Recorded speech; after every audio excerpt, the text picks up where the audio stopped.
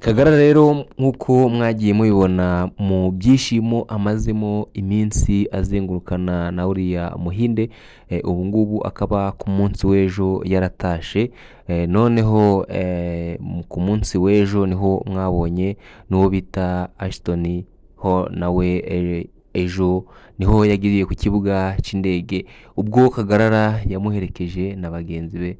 So byari amarira rero y'ibyishimo, kumarana igihe kirekire we n'uyu munyamerika bamaranye iminsi bari kumwe, byari ibyishimo aho bakiza mu Rwanda mwagiye mubona uko yakiriwe neza bamuhereza indabyo, ubwo rero ku byishimo yagize wabonye ko Ashton yagiye gusura mu rugo kwa The Ben, byari ibyishimo, hariyo Clapton, Kibonge, hariyo The Ben, hariyo agapromota ndetse n'abandi basitari bari bagiye batandukanye, wabonaga ko ari ibirori byinshi. So tuboneyeho no kwihanganisha Kagarara kuko yaje kugira ibyago, mushiki we ajya kuba yagira ibibazo aza kubura umwanya, ariko Kagarara ntabwo byamubushije gutaha icyo kirori n'ubundi yaragitashe. Amaze kugitaha ntabwo yatinze kwa The Ben, mwabonye yuko yahise asimbukira kwa mushiki we ajya gushingura, ibirori biragenda. Ni kwa kundi bavuga ngo kwicira inyoni ebyiri icyarimwe, ariko byose yarabikoze bigenda neza. So rero Kagarara ejo niho yaherekeje uwo bita Ashton ho amuherekeza ku kibuga cy'indege, ariko ubona yuko bari bahuje urugwiro. Mwabonye yuko yamuhaye imodoka nshasha, mwagiye mubibona nk'uko muri kubona kuri screen, yamuhaye imodoka imeze neza ndetse amuha n'amadolari 5,000, ubwo ni hafi miliyoni 7 ziri kurengaho n'andi mafaranga make cyane cyangwa se menshi. So abantu benshi bagiye bavuga ngo ntiyamufashije, ariko ku ruhande rwa Kagarara ngo yakoze igikorwa gikomeye, yamuhaye urushoro ndetse amuha n'imodoka n'ibintu byo kwishimirwa. So rero uyu munyamerika wita Ashton yagize gutya arasezera, ariko mu gusezera kwe yavuze yuko ashobora kuzagaruka ndetse akagaruka azanye na mama we.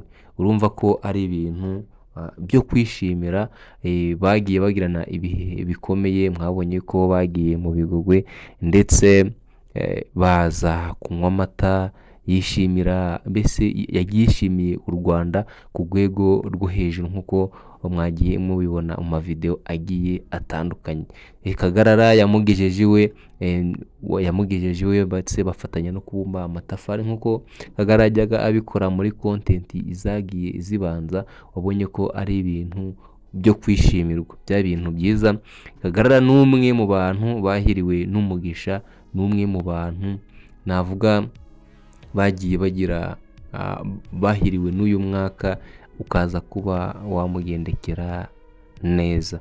So rero ubu ngubu uyu munyamerika yagize gutya asubirayo, ariko yavuze nyuma y'amezi 6 ko ashobora kuzongera kugaruka kuba yasura u Rwanda. Bagiye bafatanya kuba baherekeranya mu bihugu bigiye bitandukanye, mwagiye mubibona, ndetse kuri ubu ngubu kuri Kagarara amufasha no kuba yamupromotinga ku mbuga nkoranyambaga ze. Kuri ubu Instagram ye ikaba ari hafi kuzuza hafi 440,000, bishobora kuba nabyo biri kurenga. Urukumva ko yamukoreye ikintu kirenze atazigera yibagirwa mu buzima. So nk'abanyarwanda twagombye kuja dushigikirana, tukunga ubumwe, tugafashanya, ndetse tukagenda umuntu niba azamutse tukabasha kuba twamushigikira tukamufasha.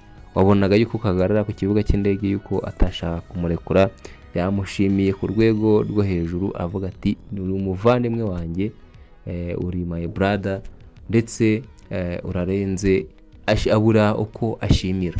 So byari byiza rero nk'uko mwagiye mubibona mu bintu byagiye mu mavideo yagiye atandukanye, mwagiye mubibona ukuntu byagiye bigenda. So rero ndaza kubakorera video y'uko ibintu byagiye biranga urugendo rwa Kagarara kugeza asoje kugeza igihe uyu munyamerika agiye, cyangwa se kugeza igihe bamuhaye ibi bihembo. wowe icyo usabwa rero ni ukanda subscribe, ugafungura inzogera kugira ngo hatazagira video n'imwe igucika iturutse hano. So turabakunda cyane, reka dusubire mu zindi video. Bye bye.